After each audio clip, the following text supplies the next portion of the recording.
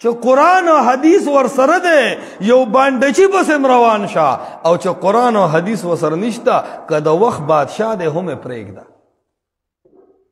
د هر چا د دوستۍ او د دشمنۍ خپل اصول دي که نه، دا طریقه ده. څوک اخلي او څوک پرېږدي، څوک د چا خبره مني، څوک د چا خبره رد کوي. نو څوک په دې وجه د چا خبره مني وي چې دا زما امام دی، زه د ده مقلد یم، زه خبره منم. دا هم د ځینې خلکو اصول دي. د چا دا اصول وي چې یاره جي دا پلانکې زما پیر دی او زه یې سیمه مرید یم، بس زه د ده خبره منم. دا یې اصول وي چې خپل پیر منم. د چا اصول دا وي چې زه به د خپل تنظیم د امیر منم، دا یې اصول وي. ډېر خلک خبرې کوي خو زه د دې پلانکي ځکه منم چې دا زما امیر دی، د تنظیم د پارټۍ مشر مې دی. څوک د چا اصول دا وي چې د پلانکي خبره ځکه منم چې دا زما استاز دی، زه خبره منم استاز مې دی. خو زمونږ اصول د اهل الحدیث عالمانو اصول، د مسلمانانو اصول، د مؤمنانو اصول به صحیح هغه به استاز نه، امام نه، پیر پارټي او تنظیم به نه. موږ به دلیل ته ګورو. که دلیل د قرآن او د حدیثو زما امام دی نه، زما استاز دی نه، زما پیر دی نه، زه سړي ته نه ګورم، زه دلیل ته ګورم. خلک دلیل ته نه ګوري، سړو ته ګوري.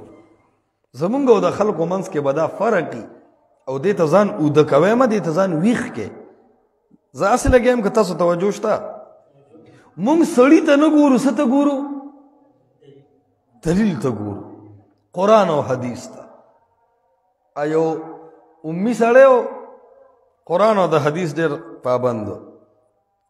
وی ما ته یو سړي ووي چې بھائی امام و عالم و، وی مخکې زه د حق نه نوم متاثره، بیا متاثره شوم. وی ما ته ووي چې ته د وهابي استاز خبره منې او زما نه منې، دا ولې؟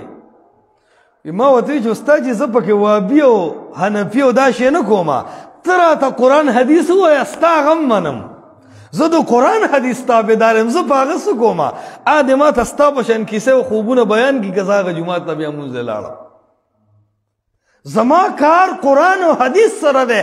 که راته ته وایې او لوز را سره کې چې قرآن او حدیث به وامه، د چا د فقه او د چا د رای دې نه پابند کوم، بس زه نن نه ستا مقتدي یم، خبره ختم.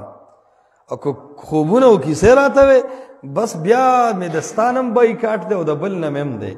وایي عرض دا دی چې زه سړي ته نه ګورم، سړی خو نن شته او سبا به نه. زه دلیل ته ګورم چې دلیل قرآن او حدیث دی. دا دنیا نه وم دا قرآن و، دا دنیا به نه یم دا دلیل به وي. ټول نه مضبوط شي دلیل دی. نو موږ د چا ذات ته نه ګورو، ذات تور دی که سپین دی، نسب اعلی دی که وړوکی دی، اخلاق خدي خراب دي، دا ټول ذاتی معاملات دي. مونږ دلیل ته ګورو چې خبره د قرآن او د حدیث کوي که زما دشمن هم دی الله دې نو کي ماته خبره منظور ده، او چې خبره د قرآن او د حدیث خلاف کوي یا د دین نه کوي که زما پلار او رور دیم بس الله دې وسره پوه شي.